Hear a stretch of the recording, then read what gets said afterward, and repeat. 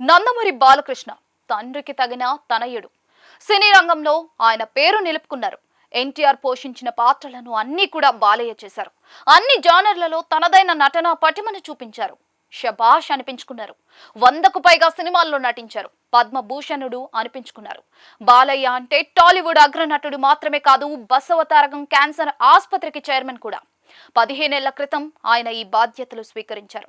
నాడు ఎన్నో ఒడిదుడుకులు ఈ ఆసుపత్రి ఎదుర్కొంటున్న సమయంలో బాలయ్య సారథ్యం ఊపిరిపోసింది. ఆయన తన తపనతో, అకుంఠిత దీక్షతో ఆసుపత్రిని పెంచి పెద్దది చేశారు. 100 పడకల ఆసుపత్రి కాస్త ఈ రోజున 650 పడకలుగా మారింది. అత్యాధునిక సాంకేతిక పరిజ్ఞానంతో ఆసుపత్రి దూసుకుని పోతూ ఉంది.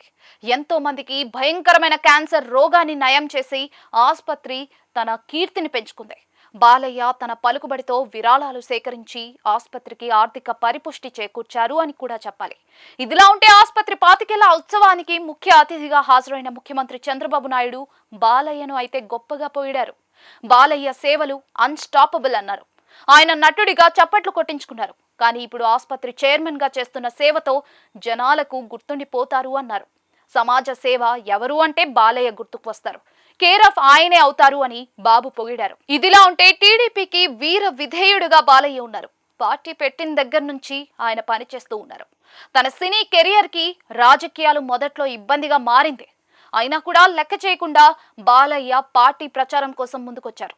ఇక 2014లో తొలిసారిగా గెలిచిన బాలయ్య 2019లో జగన్ వేవ్ లో కూడా గెలిచి శభాష్ అనిపించుకున్నారు.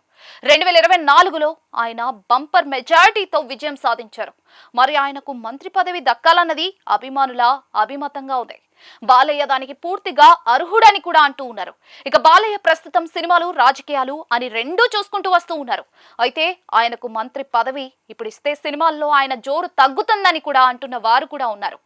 బాలయ్య కోరుకోవాలే కానీ మంత్రి కావడం కష్టం కాదని అంటున్న వారు ఉన్నారు. అయితే బాలయ్య ప్రస్తుతానికి సినిమాల జోరు చూపిస్తున్నా కూడా భవిష్యత్తులో పూర్తి స్థాయిలో రాజకీయాల మీదనే ఫోకస్ పెడతారు అని అంటూ ఉన్నారు. ఆయన ఆ మధ్యనే హిందూపురంలో సొంతంగా ఇల్లు నిర్మించుకునేందుకు ప్రయత్నాలు మొదలుపెట్టారు. దాంతో బాలయ్య హిందూపురానికి మరిన్నిసార్లు ఎమ్మెల్యేగా గెలిచి రాష్ట్ర రాజకీయాల్లో తనదైన పాత్ర పోషిస్తారు అని అభిమానులు అంటూ ఉన్నారు. అయితే ఏపీ మంత్రివర్గం విస్తరణ జరుగుతుందని పెద్ద ఎత్తున ప్రచారం సాగుతున్న నేపథ్యంలో బాలయ్యకు మంత్రి పదవి దక్కుతుందా అన్నది ఇప్పుడు చర్చనీయాంశంగా మారింది. సామాజిక సమీకరణాలు కూడా కూడికలు తీసివేతల తరువాత ఒక కొలిక్కి వస్తే మాత్రం బాలయ్యకు ఛాన్స్ ఉందని అంటూ ఉన్నారు. చూడాలి మరి ఏం జరుగుతుందో.